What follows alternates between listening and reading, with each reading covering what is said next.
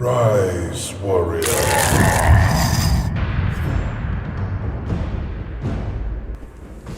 So this is Volgar the Viking, eh?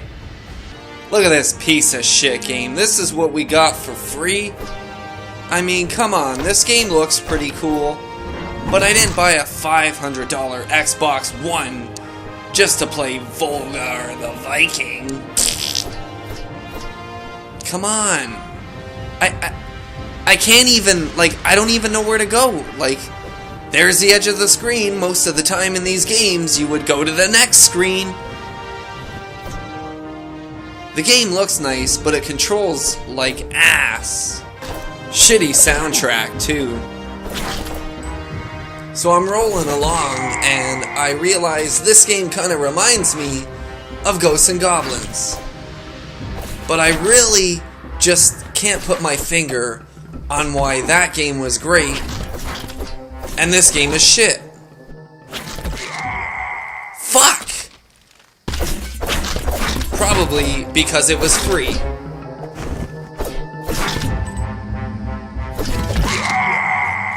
Man, I just keep dying. I'm not sure, but this might have been the game that was free for 2 months. This is Volgar the Viking. Fuck.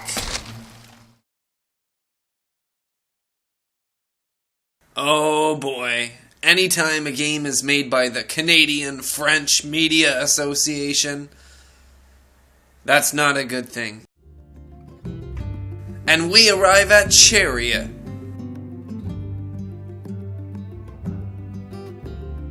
So far it doesn't look too bad. Another hand-drawn 2D indie title that, again, I could just get on Steam. So apparently this game is about you pushing a chariot around. They're making games based off boring concepts now, only here in Canada.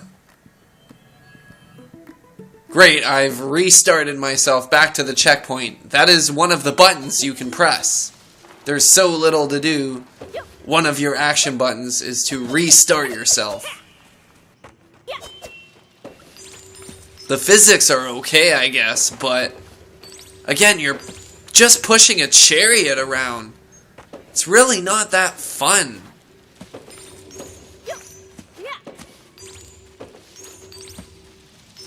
Don't get me wrong. I don't want to sound like I'm harping on indie games for trying new things. But again, going back to PlayStation Plus versus Xbox Live, we are getting Chariot as our free game of the month, but PlayStation 4 was getting Gods Among Us. Who at Microsoft was going, this is gonna be a really good reward and make Xbox gamers happy? Again, the whole concept of pushing around basically a boulder with wheels, a chariot, it's just not that fun. The physics are cool, but there's so many other games with better physics engines if you want to mess around with physics. Otherwise, there are so many other 2D side-scrolling games that can command your time. And I'm saying that as a customer who got it for free. I'm representing the dissatisfaction of some of us Games for Gold gamers on Xbox One. I have a penchant for punishment. Seemingly, I like to spend money full price on games that I end up becoming disappointed with. Today I'm going to take a look at my disappointing game of 2014 and one of the shittiest games I've played in some time, Sunset Overdrive.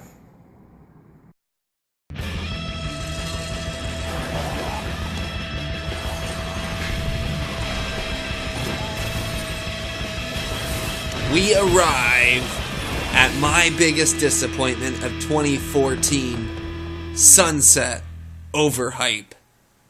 I am a huge fan of Jet Set Radio Future. That game's spirit lives within Sunset Overdrive. But once you get past Jet Set Radio. All you have is a punk alternative, washed out, wannabe action game that gets repetitive and old really fast. The only challenge I found in this game was mastering the control scheme, which is never a good sign.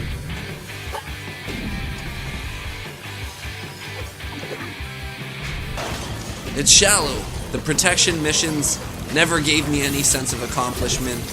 There's not enough quests for this game to be a truly open world action game.